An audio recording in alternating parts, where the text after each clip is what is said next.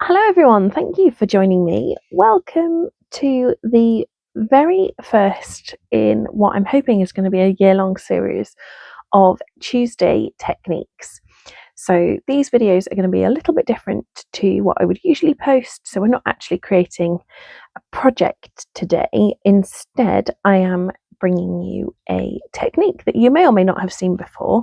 And my intention is that this will be a year-long series. So there'll be 52 Tuesday technique videos, all showcasing a different technique, and hopefully along the way you'll have some new techniques to add to your repertoire. So for today, I have got a roll of white ribbon. I have got a roll of linen thread. I've got a Stampin' Blend and a Stampin' Right marker, and then a pair of scissors just to trim off some lengths. And the technique that I'm bringing you today, in case you don't already know, is that you can colour your ribbon and your linen thread. So it happens sometimes, doesn't it? We don't have a ribbon or a thread to match our project that otherwise is beautifully colour coordinated with our ink and cardstock, but we want to add some embellishment, but we just don't have the right colour.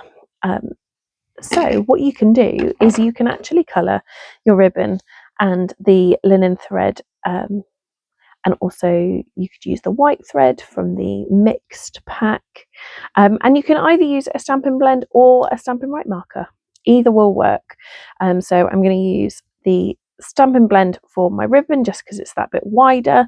I'm using dark Lost Lagoon, but you could use any colour you like, whatever matches your project. And to do this, I'm going to be using the brush tip.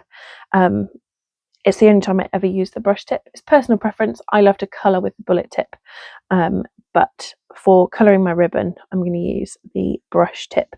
And literally all I'm going to do is colour in my ribbon until it's as saturated in the colour as I would like it to be. And just colour the whole way down, like I say, until you're happy with the colour saturation, like that. Turn it over, and doing the one side does most of the other side as well, but if you're going to sort of tie a bow or something, you might find that you just want to flip it over and add some colour to that other side as well. Give it a minute or two to dry off, and then you're good to go and tie your bow or wrap it round a die cut or whatever it is that you're going to do with it. So that's a piece of ribbon with the Stampin' Blend, and then I'm going to show you. You can do exactly the same with either the Stampin' Right marker or the Stampin' Blends. So if you've only got one or the other, either will work. Protect your work surface. So I've got a piece of grid paper here, but you could just use a bit of copy paper, whatever you've got on hand. I'm just going to colour along my linen thread.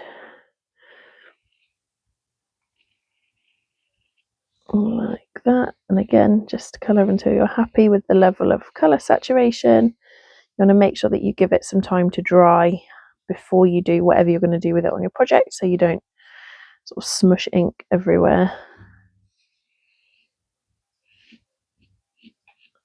There we go. So I'll grab I should have grabbed some white cardstock.